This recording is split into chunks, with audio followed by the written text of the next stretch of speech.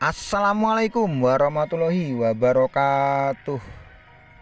Selamat siang, Om Swastiastu. Salam sejahtera bagi kita semua. Ya, mudah-mudahan pada hari ini kita masih dalam keadaan sehat. Ya, juga teman-teman kita, saudara-saudara kita yang sakit, mudah-mudahan Tuhan Yang Maha Kuasa segera menyembuhkannya ya. Dan tak lupa bagi teman-temanku semua yang sudah subscribe, saya ucapkan terima kasih karena subscribe itu gratis. Ya, mudah-mudahan sehat selalu dan lancar rezekinya. Jadi kemarin itu ya, ada teman saya atau saudara saya itu tanyakan pada saya, dia ada undangan KIC, terus dia minta minta apa tuh sharing gitu ya dengan saya. Ya, saya sarankan jangan dulu aja ya. Soalnya belum jelas ya, nanti kalau teman-temannya sudah bisa narik ya, bisa bener-bener udah positif ya KIC silahkan ya. Belum positif, kalau bisa ya, kalau menurut saya jangan dulu ya. Jadi kemudian saya itu ya apa itu tertarik dengan Twitternya di Pinitwork itu tertanggal 23 Februari ya, Februari 2023. Dia mengatakan ya, pelopor Anda layak mendapatkan pengalaman Web3 inklusif yang mengutamakan orang biasa. Itulah mengapa mainnya tertutup jaringan Pi membatasi konektivitas eksternal yang melindungi jaringan saat membangun utilitas ekosistem dan infrastruktur Pi yang penting. Jadi ternyata mainnetnya pun cuman mainnet tertutup, dan kita pun, saya sendiri juga nggak tahu ukurannya apa itu mainnet tertutup itu apa ukurannya. Terus kalau mainnet terbuka menurut ukurannya Pinitwork itu apa ukurannya, saya nggak tahu. Karena mainnet tertutup itu kan apa ya, istilahnya Pinitwork sendiri, setahu saya dalam istilah-istilah blockchain itu nggak ada mainnet tertutup. Ya mainnet ya mainnet, yang ada lah uji testnet aja ya, bukan mainnet tertutup. Itu istilahnya Pinitwork sendiri, maka saya juga agak bingung ya. Kemudian dia mengatakan bahwa dirinya adalah Web3 ya. Jadi kemudian saya bukannya termasuk untuk bermaksud untuk ngevote atau gimana ya.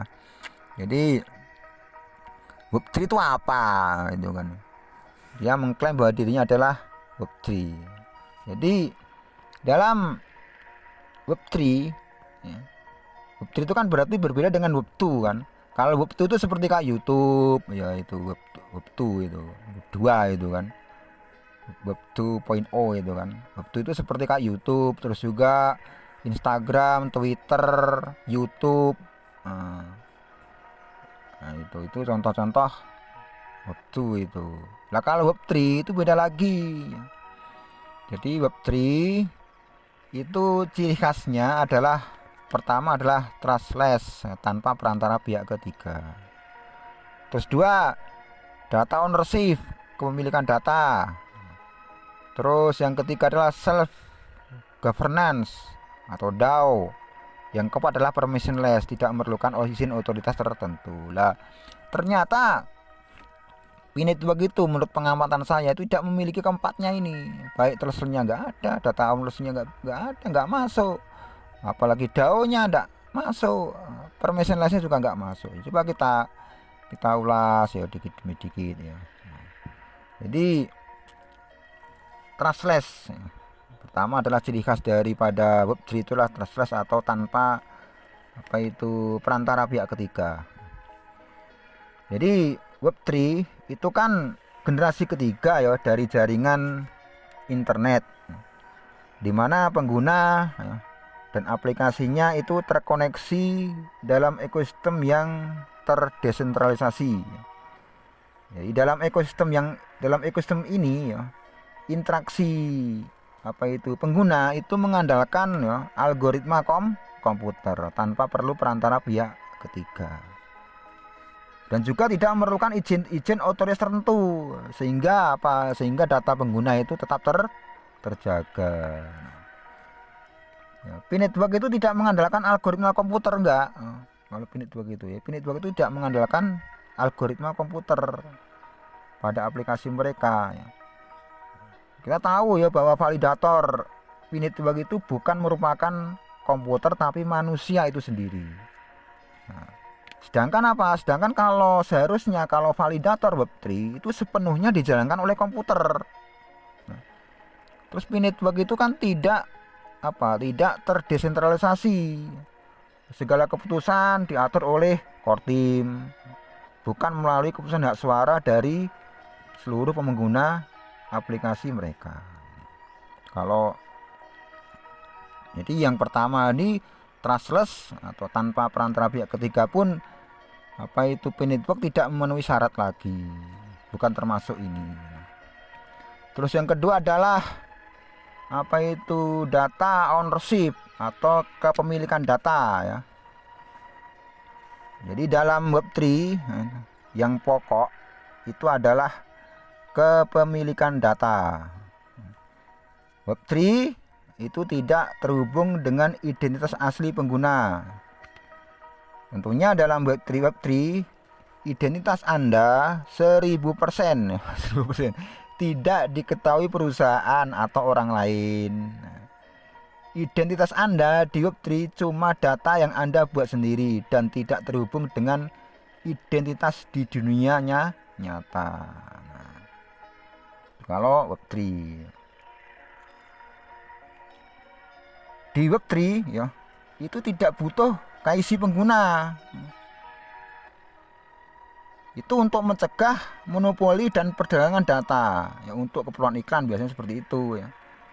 Seperti perusahaan besar seperti YouTube, Facebook, ada itu Web2 itu yang itu memiliki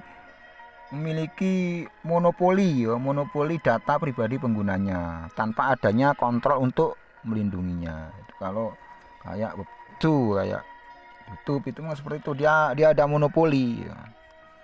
Intinya ya di era Web2 itu seperti komoditas ya, dan diperdagangkan untuk keperluan iklan, yaitu data pengguna itu diperlakukan seperti komoditas dan diperdagangkan untuk keperluan iklan. Sedangkan Web3 itu lahir untuk mengatasi kelemahan dari Web2 itu. Web2 itu seperti YouTube dan Twitter dan lain-lain itu ya. Jadi teknologi blockchain, aset kripto sangat memungkinkan adanya anonimitas saat bertransaksi dengan menyembunyikan ya data pengguna di balik sebuah inskripsi yang hanya dapat dibaca oleh komputer. Nah, kalau kayak Core itu kan gimana itu kan hanya untuk verifikasi wajah aja, dia nggak minta KTP, nggak minta alamat pengguna, ini nggak minta, dia cuman untuk verifikasi wajah aja untuk memastikan satu orang satu akun gitu aja loh. Kalau kayak Core kemarin tuh, kalau di P-network itu minta alamat tempat tinggal sampai kode pos dimintanya. Nah ini gimana ini kok bukti kok seperti itu, saya juga bingung ya. Artinya ya platform serta perusahaan yang berbasis Web3 ini ya tidak memiliki akses terhadap data pribadi pengguna. Sedangkan ya di P-network itu mewajibkan kepada pengguna untuk KYC, memberikan informasi data lengkap pribadinya. Ya, para pengguna juga tidak memiliki kontrol penuh terhadap data pribadi mereka. Perusahaan P-network jelas memiliki akses terhadap data pribadi pengguna dengan alasan apa? Ya untuk melindungi, alasannya seperti itu. Ya seperti biasa, seperti aplikasi Web2 lainnya ya, seperti kayak YouTube ya. Terus juga Instagram dan lain-lain itu. Facebook juga sama. Ya, P-network menjadikan data pengguna seperti komoditas ya, dan diperdagangkan untuk keperluan iklan dan kemudian menjual data identitas pengguna kepada pihak ketiga tanpa diketahui para pengguna. Ya, tentunya hal tersebut itu ya sangat bertentangan dengan kaidah-kaidah dari prinsip-prinsip dari Web3. Jelas itu. Yang ketiga adalah self governance atau DAO. Jadi di dalam sistem DAO itu memungkinkan pengguna berpartisipasi dalam menentukan kebijakan, Jadi pengguna dapat menggunakan hak suara untuk menentukan progres dari proyek dari aplikasi mereka. Hal itu ya tidak berlaku di P-Network. Bayangin, 35 juta pengguna P-Network tidak dapat menggunakan hak suara dalam aplikasi MainP-nya. Jadi progres P-Network ditentukan oleh siapa? Oleh core team. Jadi kalau DAO ya nggak masuk lagi. Terus yang keempat, tidak memerlukan izin otoritas tertentu ya. Jadi kalau kita login ke di Web3 itu ya cukup dengan alamat dompet aja seharusnya seperti itu ya. Atau alamat blockchainmu. Lain halnya kalau di P-Network kita mau masuk ke login, harus menggunakan alamat kita, data-data kita dimasukkan, ini aneh lagi. Jadi dari keempat hal itu ya, baik dari sisi dari sisi trust wallet, trustless-nya ya.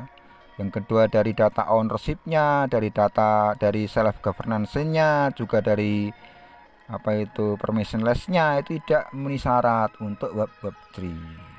Nah kalau gitu P-Network itu apa? Ya, P-Network itu kalau menurut saya masih Web2 ya, bukan Web3 kalau menurut saya sih ya. Karena apa? Karena tadi pertama P-Network itu tidak memiliki DAO nggak ada, nggak masuk DAO-nya itu. Terus sentralistik, semua ditentukan oleh core team. Apalagi validator P-Network itu bukan komputer lagi, tapi itu adalah manusia. Validator manusia itu kan bukan komputer ya. Makanya dengan alih-alih seperti itu ya, saya sarankan pada teman saya yang kemarin mau KIC itu ya nanti dulu aja bang, biar pasti dulu. Kalau nanti udah pasti open terbuka, silakan mau KIC. Telat tuh biarin deh, nggak mungkin opinya hilang. Kasihan nanti udah unggah itu ternyata tidak jelas ya, itu aja. Saya tidak bermaksud untuk ngevote atau kalau saya tidak bermaksud untuk nyinyir ya. Karena tidak semua kata-katanya orang nyinyir itu salah semua juga enggak. Dan tidak semua kata-katanya orang yang mendukung itu salah semua juga tidak. Ya kita berimbang aja lah ya. Terus nih ada pertanyaan. Oh bang, itu kan P-Network itu kan Web2. Web2 itu nanti kan bisa diubah ke Web3. Web3. Nah, tentunya beda ya. Jadi Web2 dan Web3 itu dibangun menggunakan bahasa pemrograman yang berbeda. Nah, Web3 ya itu dibangun pakai bahasa pemrograman khusus untuk blockchain ya. Tapi kalau Web2 itu seperti kayak Java, HTML, ya jelas beda pemrogramannya. Nah, seperti kita punya tanah ukuran 69 ya, dibangun rumah dengan ukuran rumah 6x9. Lah bisa nggak diubah ke ukuran 100 kali 150? Ya nggak bisa. Nah. Ya, program sudah beda ya. Jadi jangan kok nanti kan itu Web2 nanti dirubah ke Web3 kalau udah open mainnet. Nggak bisa, anunya udah beda, bahasa pemrogramannya udah beda. Ya mudah-mudahan lancar-lancar semua aja lah ya. Walaupun saya udah sangat pesimis ya dengan P-Network ini ya. Mau open mainnet ya, saya sendiri nggak tahu berapa maksimum supply-nya ya. Maksimum supply dari token P-Network itu berapa ya, saya nggak tahu. Total supply-nya pun juga nggak tahu, nggak jelas. Kalau nggak tahu total supply-nya, nggak tahu maksimum supply-nya, gimana menentukan harga? Seperti kita punya toko, ada orang mau buka toko tapi barangnya nggak tahu di dalamnya berapa. Siapa yang di open kan? Wah mas, kalau nggak suka kan tinggal ngapus saja ya, bukan soal itu. Kita kan juga perlu ya, perlu apa itu, karena kita juga termasuk orang awam ya, dalam hal ini kan perlu mendapatkan pencerahan agar tidak terlalu banyak orang-orang yang apa itu kecewa kan gitu loh. Nah, ya mudah-mudahan semuanya ya berjalan lancar aja ya, walaupun itu apa itu sifatnya hanya mainnet tertutup ya. Mainnet tertutup yang apa itu dalam istilah-istilah blockchain itu nggak ada sebenarnya mainnet tertutup. Mainnet ya mainnet. Mainnet tertutup. Nanti habis mainnet tertutup, mainnet terbuka, setengah terbuka. Kalau saya ya apa itu bagi-bagi apa itu pengetahuan itu yang seimbang ya. Wah tapi kan di sana itu kan sudah ada mas, apa itu pinitbox bisa ditukar dengan itu. Di mana ya? Jangan-jangan mau pancingan aja ditukar dengan apa itu kamar di hotel, tukar dengan ini itu ya. Ya kalau yang bener ya bagus lah. Saya sendiri juga tidak begitu yakin ya kalau pinit untuk barter ya, barter. Kalau barter ya cukup aja lah, barang dengan barang, apa barter kan gitu, masa barter dengan koin ya. Kecuali kalau dulu gini, kecuali kalau dalam percetakan pinitwork, percetakan koinnya itu disandingkan dengan emas.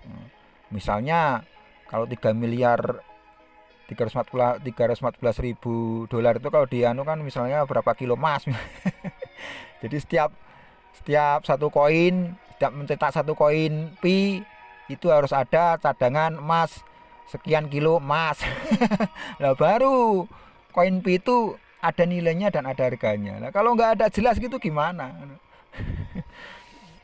Nah sendiri juga apa itu ya, ada harap cemas saja lah. Walaupun harapannya sangat tipis ya. Nah itu apa ya, agak nyesel juga kenapa saya dulu mau WKIC. Nah, nyesel juga.